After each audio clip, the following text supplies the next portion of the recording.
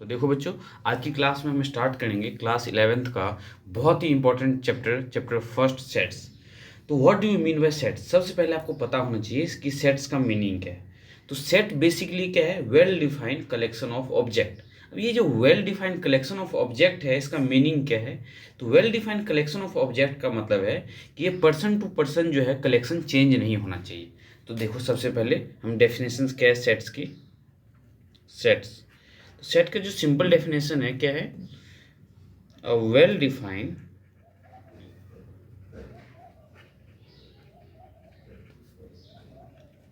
collection of an object, well defined collection of object। अब ये well defined का जो मीनिंग है, इसे आप ब्रैकेट में ध्यान से नोट डाउन कर लेना कि वेल डिफाइंड का यहाँ पे क्या बेसिकली मीनिंग क्या है वेल डिफाइंड का। तो वेल डिफाइंड का मीनिंग है कि ये पर्सन टू पर्सन चेंज नहीं हो, which does not change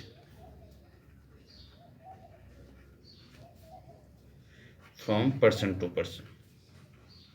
for example, तो देखो इसमें अगर हम एग्जाम्पल की बात करें तो एग्जाम्पल देखो क्या है।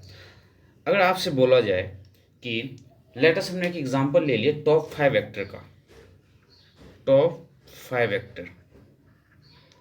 तो अगर मैं टॉप 5 एक्टर की बात करूं तो आपके अकॉर्डिंग टॉप 5 एक्टर कोई और होगा, मेरे अकॉर्डिंग टॉप 5 एक्टर कोई और होगा।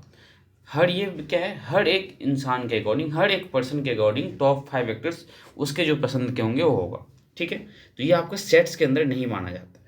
ठीक है, क्यों? मैंने क्या कहा, डेफिनेशन हमने क्या लिखा है? वेल डिफाइंड, मतलब जो मेरा कलेक्शन हो वही आपका भी होना चाहिए, वो सेट्स के अंदर कंसिडर किया जाएगा।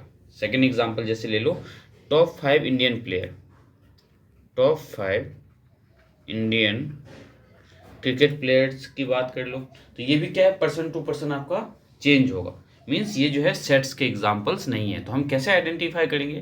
तो अब देखो, अब जो हम एग्जाम्पल्स लेंगे सेट्स का क्या है, तो एग्जाम्पल्स ऑफ सेट्स। तो एग्जाम्पल ऑफ सेट्स की अगर हम बात करें तो इसमें फर्स्ट एग्जाम्पल मैंने लिया जैसे even number less than 10, even number less than 10। अब इवन नंबर लेस देन 10 आपके अकॉर्डिंग क्या होगा? तो 2, 4, 6, 8, 10 से लेस देन होना चाहिए। तो इवन नंबर जो लेस देन 10 है, अगर मैं फाइंड करूँ तो भी यही मिलना है, कोई सेकंड पर्सन फाइंड करेगा तो भी उसको 2, 4, 6, 8 वो भी यही लिखेगा, आप अगर लिखो तो भी आप भी यही लिखोगे। तो ये क्या है, पर्सन टू पर्सन आपका चेंज नहीं हो रहा है। जैसे सेकंड एग्जांपल देखो आप, अगर मैं आपसे बोलूँ ऑड नंबर का कलेक्शन करना है आपको, जैसे ऑड नंबर्स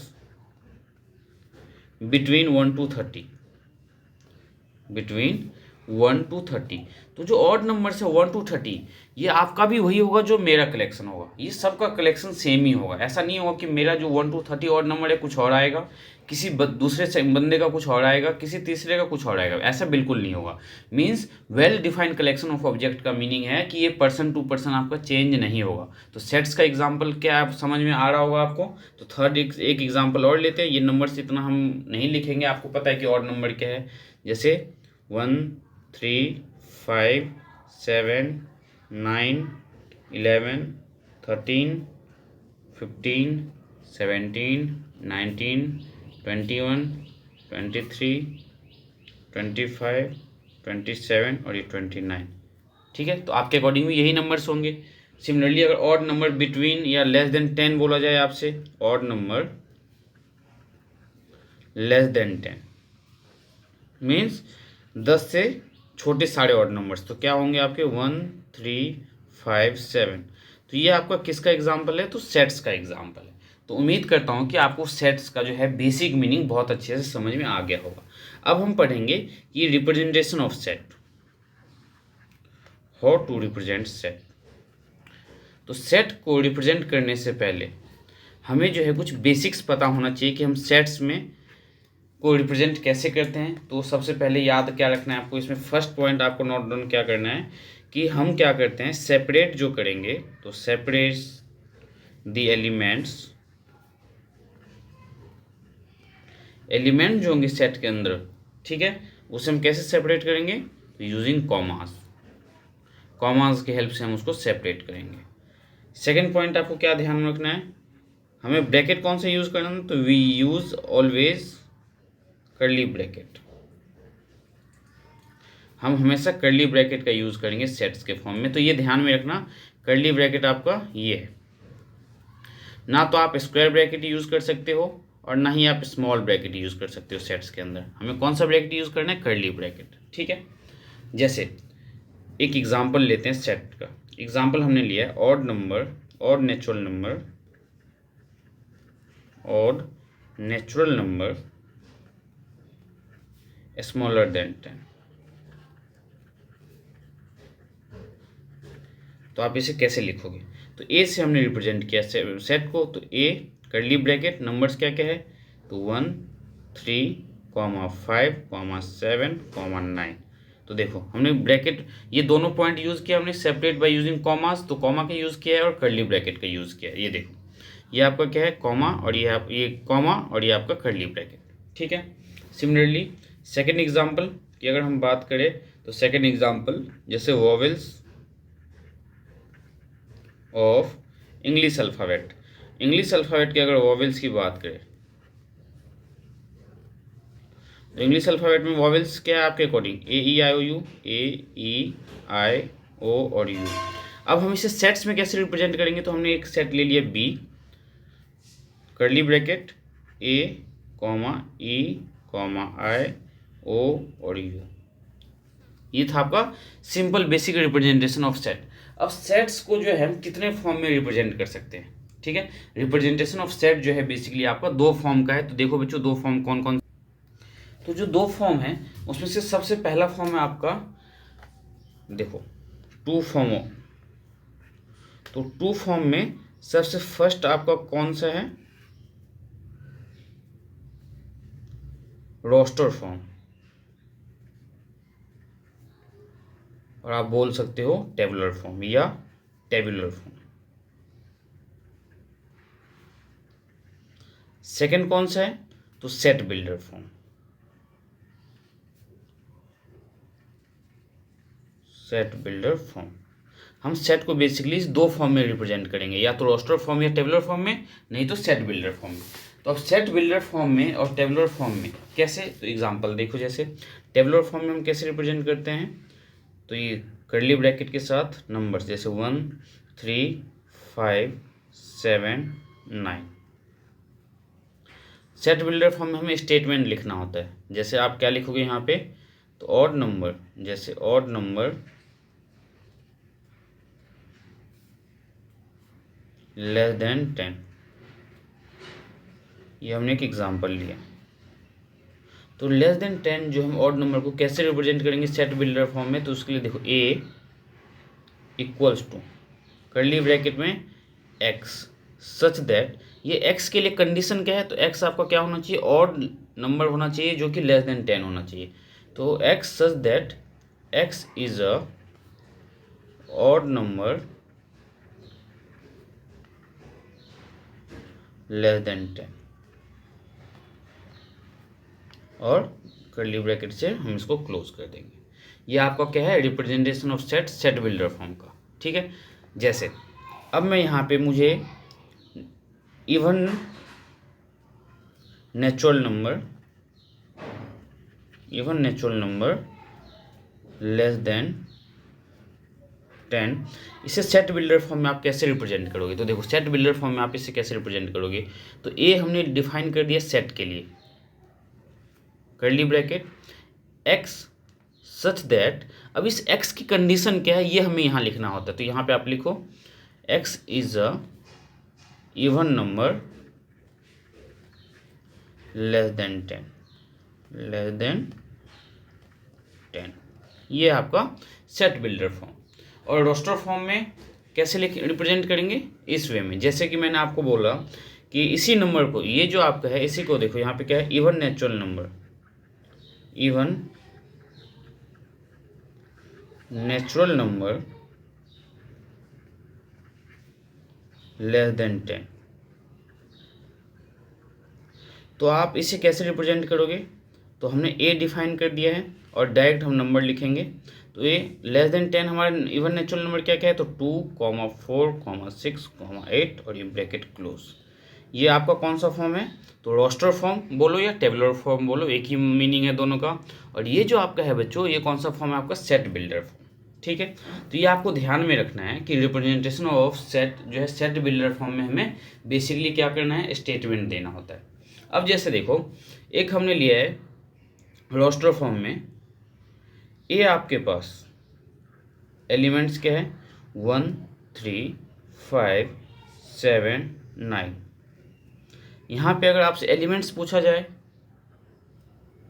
तो सेट्स ए हैव, इसके एलिमेंट्स क्या क्या हैं, तो सेट ए के अंदर जो एलिमेंट्स है दैट इज 1 3 5 7 9। और हमें देखो, हमने इसको सेपरेट किससे किया, by with the help of commas, और ब्रैकेट कौन सा यूज़ किया हमने, curly bracket. Set builder form में और रोस्टर फॉर्म में दोनों में ही आपको कर्ली ब्रैकेट का यूज़ करना है, ये ध्यान में रखना है आपको।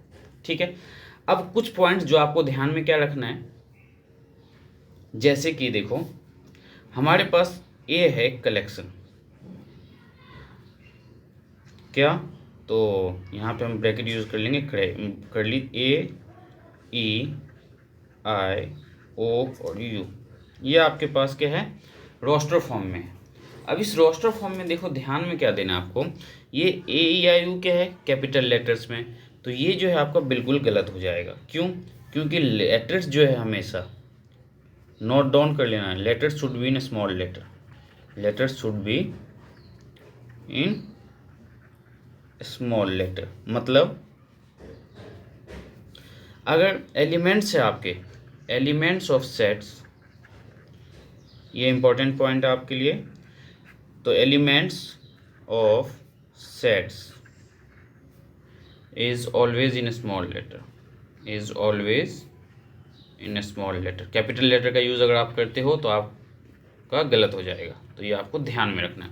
किस में होना चाहिए आपका, हमेशा स्मॉल लेटर में होना चाहिए। जैसे कि ए इक्वल्स टू, आप इसे कैसे लिखोगे, ए कॉमा ई आई ओ और यू, स्मॉल लेटर के साथ, ये आपको ध्यान में रखना है। नाउ अब हम एक एग्जांपल लेते हैं,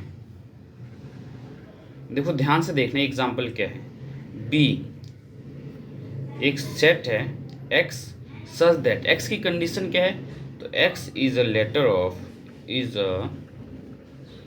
ऑफ वर्ड स्कूल। अब ध्यान से देखो, ये सेट बिल्डर फॉर्म में। अब जब आप इसे रोस्टर फॉर्म में लिखोगे तो बी इक्वल्स टू क्या आएगा आपका, आप यहाँ पे लिखोगे S comma C comma H comma O comma L, और ये ब्रैकेट क्लोज। और जैसे ही आप ये लिखोगे आपका गलत हो जाएगा। क्यों, तो नोट में सेकंड पॉइंट लिखना आप,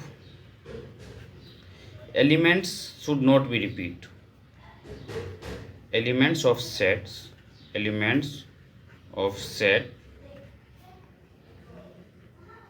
should not be repeat। Element जो है सेट के अंदर वो कभी भी आपका क्या नहीं होना चाहिए, तो रिपीट नहीं होना चाहिए। That means B equals to क्या होगा, S comma C comma H comma O comma L. यहाँ 2 बार जो ओ था उसे हम 2 बार नहीं, एक ही बार लिखेंगे। कोई भी एलिमेंट्स अगर रिपीट हो रहा है तो उसे आपको 2 बार लिखने की ज़रूरत नहीं है, एक ही बार आपको लिखना है, तो ये ध्यान में रखना आप।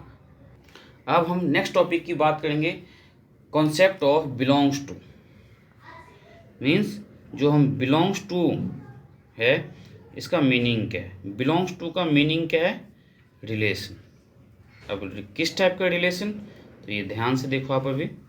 जैसे आपके पास ए है एक सेट, और ए के अंदर एलिमेंट्स क्या है, 1 2 3 4 5 और 6 ए के अंदर। और मैंने यहाँ पे लिखा है कि 1 जो है ये है बिलोंग्स टू का साइन, ये है, ध्यान में रखना आप। तो 1 बिलोंग्स टू मैंने लिखा ए, तो आपको ध्यान में देखना कि ये 1 क्या ए के अंदर है, तो 1 देखो ए के अंदर है, तो आप इसे रीड कैसे करोगे, 1 बिलोंग्स टू ए। सिमिलरली मैं अगर बोलता हूँ 9 बिलोंग्स टू ए, तो क्या देखो इस एलिमेंट्स जो है, क्या यहाँ कहीं 9 है, बिल्कुल नहीं है, लेकिन हम यहाँ पे हमने क्या लिखा है, 9 बिलोंग्स टू ए, तो यहाँ पे 9 बिलोंग नहीं करता है तो हम उसे ऐसे कट कर देंगे। तो 9 does not belongs to A, means 9 जो है ए से बिलोंग नहीं करता है। तो जो अगर बिलोंग नहीं करेगा, जैसे 9 डज नॉट बिलोंग्स टू ए, इतना लिखना है आपको, बस स्टेटमेंट लिखने की ज़रूरत नहीं है, मैं आपको समझाने के लिए बता रहा था। जैसे अब मैं बोलता हूँ 5 बिलोंग्स टू ए, तो 5 बिलोंग्स कर रहा है, तो बिल्कुल 5 बिलोंग करता है, ठीक है। तो ये बिलोंग्स टू का मीनिंग क्या है कि उस सेट के अंदर जो है वो एलिमेंट होना चाहिए। नाउ अब अगर हम एग्जांपल लेते हैं, जैसे सेट ऑफ नेचुरल नंबर। अब कुछ रिप्रेजेंटेशन के लिए हम कुछ सिंबल्स यूज़ करते हैं, उस सिंबल को आपको लर्न रखना है। सेट ऑफ नेचुरल नंबर्स, तो नेचुरल नंबर का जो सेट है, जैसे कि n equals to 1 2 3 4 and so on, ये हमने लगा दिया कर्ली ब्रैकेट, क्योंकि हम इनफाइनाइट नंबर से नेचुरल नंबर हम उसे तो लिख नहीं सकते हैं। सिमिलरली सेकेंड एग्जांपल हमने ले लिया set of integers, set of integers, और इंटीजर्स को जो हम किससे रिप्रेजेंट करते हैं, z से। तो z के अंदर देखो हमारा एलिमेंट क्या होगा, जैसे -3 -2 -1 0 1 2 3 सो ऑन, और लेफ्ट साइड में भी ये ब्रैकेट यूज़ करेंगे, डैश डैश डैश। अब z प्लस का मतलब समझो बच्चों क्या है, z प्लस का मतलब है set of positive integers, z plus का मतलब है सेट ऑफ पॉजिटिव इंटीजर्स। तो क्या होगा 0 1 2 3 4 5 6 and so on. Similarly set of rational number को हम q से रिप्रेजेंट करते हैं, सेट ऑफ रेशनल नंबर। तो रेशनल नंबर को हम किससे रिप्रेजेंट करते हैं, कैपिटल Q से। तो set of irrational number, set of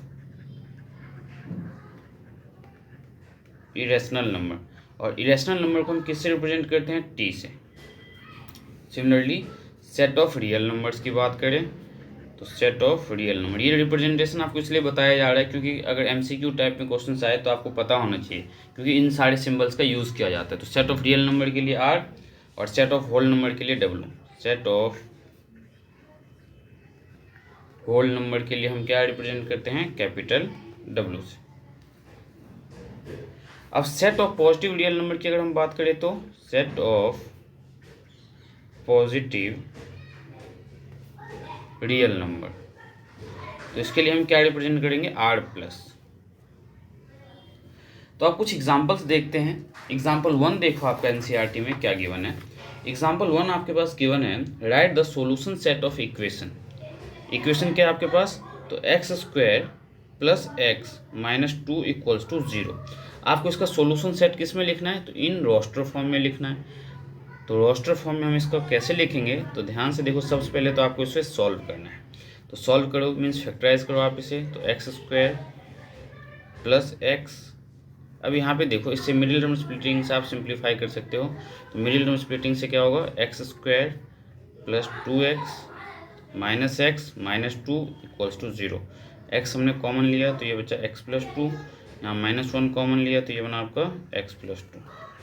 तो फैक्टर्स क्या है, x -1 और x plus 2। Now x equals to value क्या है 1, and x equals to second value क्या है -2। तो अब हम इसे कैसे लिखेंगे, तो सॉल्यूशन सेट रोस्टर फॉर्म में, solution set equals to curly bracket, और वैल्यू क्या क्या है आपके पास 1 और 2, तो 1, -2। यह आपका रोस्टर फॉर्म। उम्मीद करता हूँ कि आपको जो है ये रोस्टर फॉर्म समझ में आया होगा। इसी का एक और एग्जांपल लेते हैं, सेकंड एग्जांपल में बोला गया राइट द सेट। कंडीशन क्या है देखो, x, और x के लिए कंडीशन क्या है, तो x आपका है is a positive integer, x is a positive integer, and x का कंडीशन है x² आपका जो है, मतलब x का जो स्क्वायर है वो आपका लेस देन 40 है। ध्यान से देखो, तो 1 का अगर हम स्क्वायर लेते हैं तो हमें 1 मिलता है, 2 का स्क्वायर हमें लेंगे तो हमें 4 मिलेगा, 3 का स्क्वायर 9, मीन्स स्क्वायर जो है आपका वो लेस देन 40 होना चाहिए।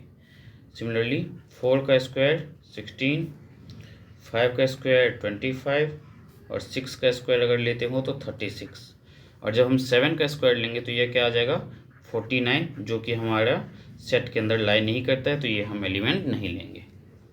ठीक है, अब हम इसे रिप्रेजेंट कैसे करेंगे, तो लेट हमने एक सेट लिया ए, ये कौन सा फॉर्म था आपका सेट बिल्डर फॉर्म। हम किस में लिखने जा रहे हैं, हम जो अब एलिमेंट लिखने जा रहे हैं किस में लिखने जा रहे हैं, रोस्टर फॉर्म में।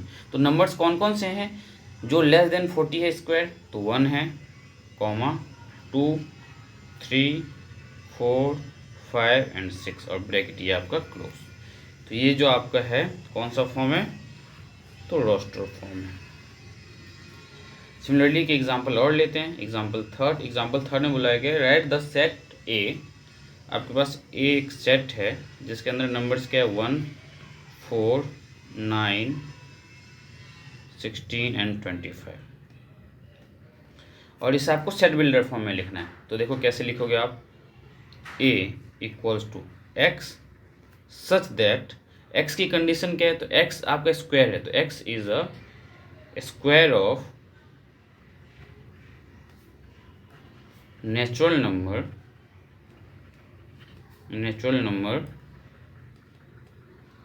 कौन सा नेचुरल नंबर, तो लेस देन 6, और ये ब्रैकेट क्लोज। ध्यान से देखो एक्स सच दैट, इस एक्स की कंडीशन क्या है, तो एक्स आपका स्क्वायर ऑफ नेचुरल नंबर, लेकिन वो नेचुरल नंबर कहाँ तक का, ये किसका स्क्वायर है 5 का स्क्वायर, मतलब 6 नहीं ले सकते हम, तो लेस देन 6 तक का है। तो ये आपका क्या था सेट बिल्डर फॉर्म। इसका इसी को आप किसी दूसरे फॉर्म से देखो कैसे लिखोगे आप, ए मतलब आप इसे ऐसे भी लिख सकते हो, x such that x is a square of natural number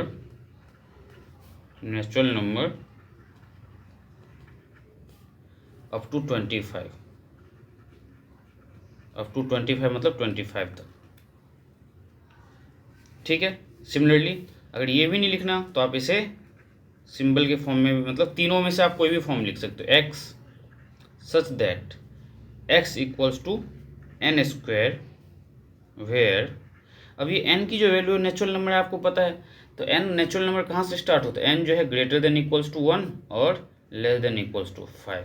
ध्यान से समझो इसका मीनिंग क्या है, हमने जो यहाँ पे लिखा है, क्या लिखा है, n less than equals to 1 और ग्रेटर देन इक्वल्स टू 1 और less than equals to 5, means n की वैल्यू 1 या 1 से बड़ी वैल्यू ले सकते हो, और यहाँ पे 5 या 5 से छोटी वैल्यू। तो ये आप तीनों में से, ये तीनों के तीनों जो आपका है कौन सा फॉर्म है, तो ये सेट बिल्डर फॉर्म है। तो उम्मीद करता हूँ आपको रिप्रेजेंटेशन जो है सेट बिल्डर फॉर्म और रोस्टर फॉर्म दोनों ही समझ में आया होगा। तो नेक्स्ट क्लास में मैं आपको एक्सरसाइज 1.1 के क्वेश्चंस करवाऊंगा। तो मिलते हैं बच्चों नेक्स्ट क्लास में।